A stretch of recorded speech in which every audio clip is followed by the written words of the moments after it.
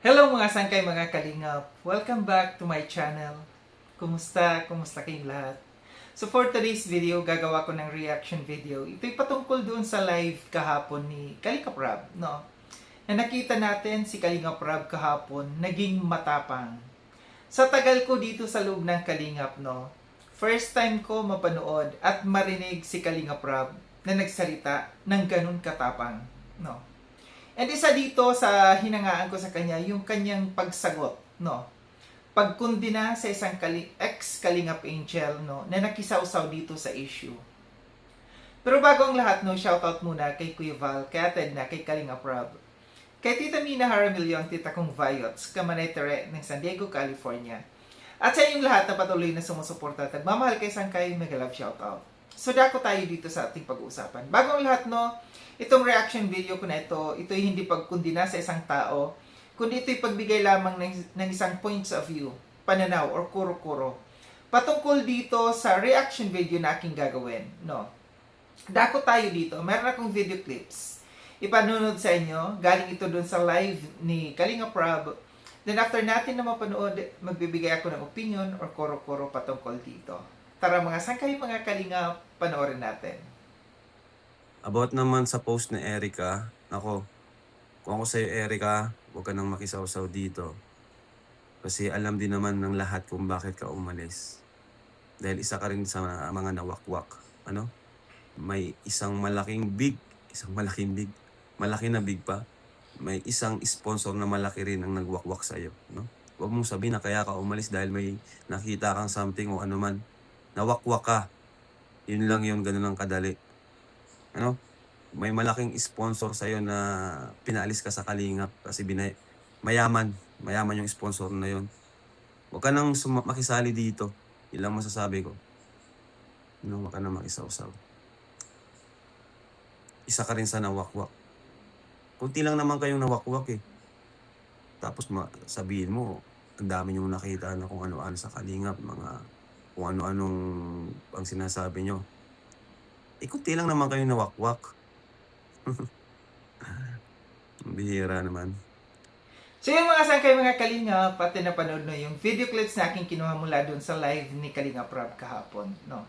And gaya ng sabi ko, dito ko nakita si Kalingap Rob, no, kung paano naging matapang. Iba pala talaga, pagka yung magulang na natin ang naagrabyado, pagka magulang na natin ang kinukundina ng ibang mga tao, kahit gaano kabait yung isang anak, no, tatapang para ipagtanggol lamang kanyang ama. Natouch ako dito kahapon, no, sa live na ito ni Kalingap Rob, no, na sinagot niya lahat, inako niya lahat, no. Kung meron man pagkukulang, pagkakamali si Kuya Val, inako niya. And sabi niya, ako na lang, no. Ako na lang ang balikan ninyo, ako na lang ang inyong kundinahin or kung ano man ang gusto ninyong gawin. Huwag lang yung kanyang papa, no.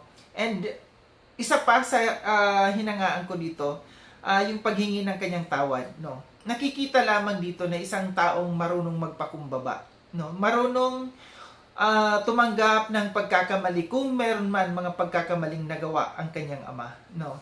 Dito sa sa mga nakisawsaw dito sa issue na ito. Isa na ito dito yung ex Kalingap Angel na binanggit dito ni Kalingap Rob, no. Na mga nakikisawsaw dito sa issue. Dito kasi sila naglalabasan, no. Dito sila ngayon sila naglalabasan na merong problema. Normal na 'yan, no. Na ano na 'yan?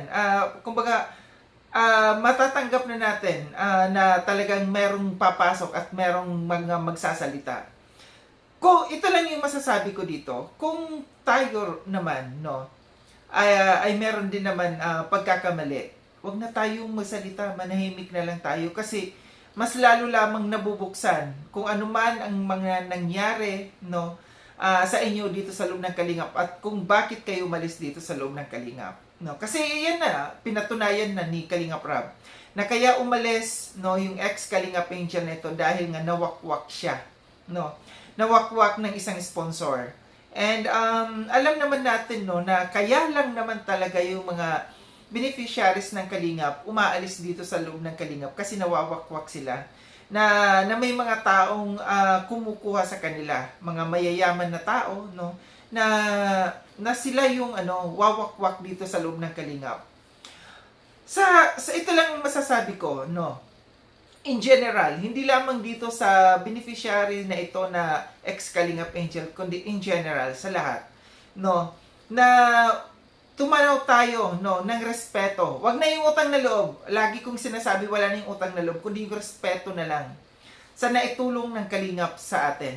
Hindi lamang sa mga beneficiaries ng Kalingap, kundi sa mga vloggers, Kalingap partners ng Kalingap. Isa na dyan itong mga strikers na ito, no, na pagkatapos kanlungin, pagkatapos yakapin ng Kalingap, ito yung igaganti ninyo sa loob ng Kalingap. Tahasan ng kinukundina or kinakalaban nitong mga strikers na ito yung Kalingap. Nandiyan dyan sina Hayat Zamora, sina Hasa, sina Cell TV, no? Bakit kukundinahin ng Kalingap? Bakit nyo ginawa ito? Dahil ba kayo nababayaran? Kasi ito rin ang rason kung bakit nag-aalisan ang mga ito. Dahil merong mga taong nagbabayad sa inyo na para kalabanin ang Kalingap. Pera-pera ang labanan dito. No. Isa lang masasabi ko dito. Ito pa yung masasabi ko sa inyo. No. Kung ako nangyari sa akin ng ganito, aalis ako sa Kalingap. Mananahimik ako. Kung meron man tayong sama ng loob sa Kalingap, kung meron man nagawa ang Kalingap sa inyo na hindi nyo nagustuhan, kung aalis kayo sa loob ng Kalingap, mas maganda yung manahimik. No?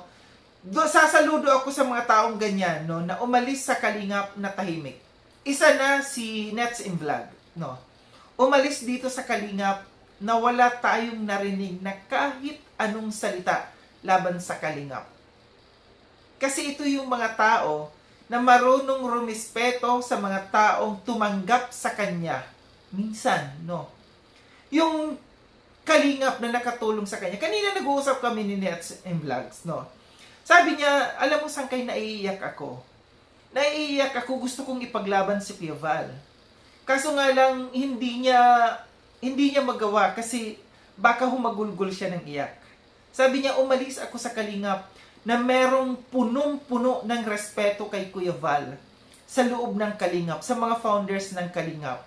Kasi sila yung nakatulong sa kanyang channel, no, na para makilala siya.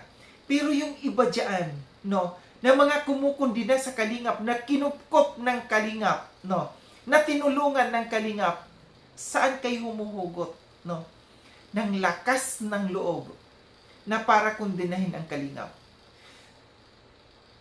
Ganyan yung sabi ko, kung sa akin mangyari ito, kahit anong gawin, no, kahit meron akong marinig na laban sa akin, no, galing sa mga reactors or kung sino man, hindi ako magsasalita. Hindi ko kakalabanin ng Kalingap, no, kasi meron akong respeto, malaking respeto ko sa mga founders ng Kalingap, lalong-lalo na kay Kuya Val. Sa totoo lang, wala kayong narinig na kahit anong salita laban sa inyo kina Kuya Val. Ang naririnig lamang ninyo na kumukundina o kumakalaban sa inyong mga reactors. Pero kung sasabihin ninyo na pinagsalitaan kayo ng masama ng mga founders ng Kalingap, wala kayong maipapakitang ebidensya. Oo, kung meron man, pero hindi ganun yung pambabalahura. Sumasagot lamang. Si Kuya Val, sumasagot lamang kung ano yung kanyang nakikita, no, na mga banat sa kanya. Ito yung mga taong ganito, no, ito yung pagpapakita na walang mga respeto sa kapwa. Hindi ako magtataka kung darating ang araw, sila'y babastusin din ng mga taong hindi re-respeto sa kanila.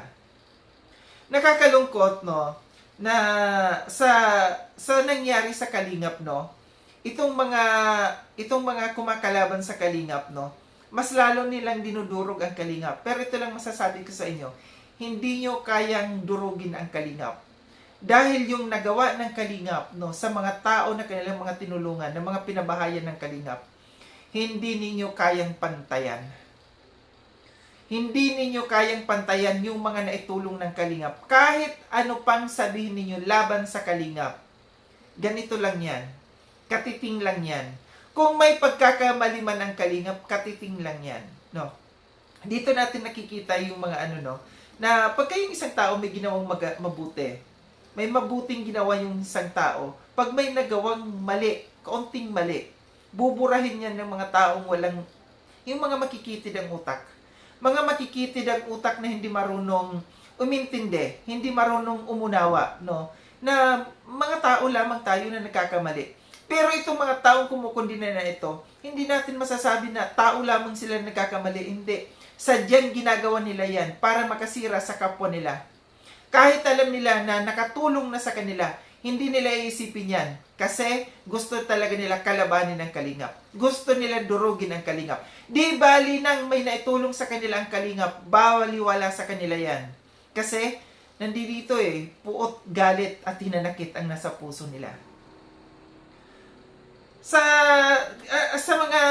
mga tao na patuloy na sumusuporta sa Kalingap, no, sa inyo mga viewers, solid Kalingap, no, solid mga Kalingap partners na nagpapahayag, no, ng suporta dito sa Kalingap. Saludo ako sa inyo at ang aking taus-pusong pasasalamat sa inyo, no, na hindi ninyo iniiwan ng Kalingap. Mayroon akong nabasa na post sa FB page ni Bench TV. Saludo ako sa iyo, Bench TV, no, na marunong kang tumanaw ng utang na loob at respeto, pagpapakita ng respeto sa founders ng Kalingap. Pero yung mga ito, no, lalong-lalo na itong mga strikers na ito, sadyang ipinakita lamang nila, no, kung ano ang kanilang pag-uugali at kung anong klaseng tao meron sila. Muli, maraming salamat mga sangkay no sa panonood. Sa mga hindi pa nakapag-subscribe kay Sangkay Lounge, subscribe niyo po ako. Click yung notification bell para updated kayo sa lahat ng mga videos na aking gagawin. Like and share itong video na itong mga sangkay. Kita-kits tayo ulit sa susunod na video na aking gagawin. Ingat kayo sa ang dako ng mundo bang kinaroroon. Paalam ng mga sangkay, mga kalingap, paalam.